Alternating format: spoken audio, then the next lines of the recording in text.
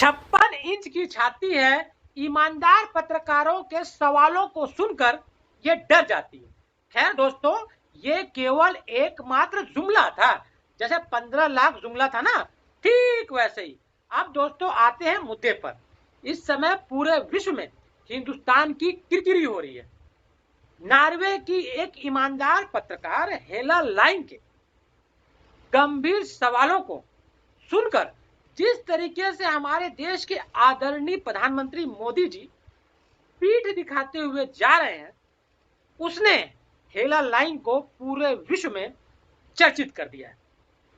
हेला line ने प्रधानमंत्री से सवाल पूछना चाहा था लोकतंत्र को लेकर, हमारे देश के अंदर प्रेस की आजादी को लेकर, मानव अधिकार को लेकर, लेकिन चूंकि हेला लाइन को पता नहीं था कि हमारे देश के प्रधानमंत्री को शायद अंग्रेजी कम आती है, तो भाई साहब, जब तक हमारे देश के प्रधानमंत्री को सवाल समझ में नहीं आएगा, वो कैसे हेला लाइन के सवालों का जवाब दे पाते।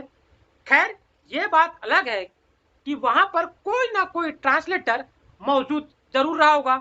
तो क्या हमारे देश के प्रधानमंत्री को ट्रांसलेटर की मदद लेनी चाहिए थी? हमारे देश के प्रधानमंत्री स्वाभिमानी व्यक्ति हैं, वो कैसे लेते एक ट्रांसलेटर की मदद?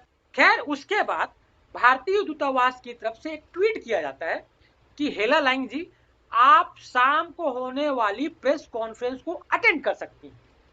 और वहां पर हेला लाइन जाती हैं और अपना सवाल पूछती हैं, लेकिन फिर वहां पर भारतीय अधिकारियों के द्वारा गोलमोल जवाब देने का प्रयास किया जाता है।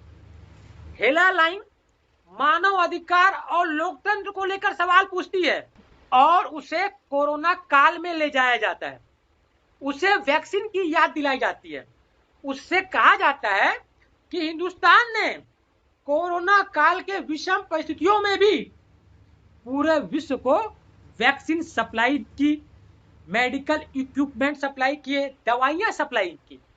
अब भाई साहब, कहीं हेला लाइन पलट के पूछ देती कि क्या वैक्सीन के साइड इफेक्ट की भी जिम्मेदारी आप लेते हैं, या हिंदुस्तान लेता है, या भारत लेता है, या भारत के प्रधानमंत्री वैक्सीन के साइड इफेक्ट की जिम्मेदारी लेते हैं, तब तो भाई साहब वहीं पर उस भारतीय अधिकारी के मुंह का चोखा बन जाता। गनीमत थी कि हेला लाइन ने ऐसा सवाल नहीं पूछा। खैर दोस्तों, जब हेला लाइन को समझ में आ गया कि यहां से मुझे इन मुद्दों पर जवाब नहीं मिलने वाला है, तो हेला लाइन ने चुपचाप अपना बोरिया बिस्तर समेटा और वहां से निकल गई।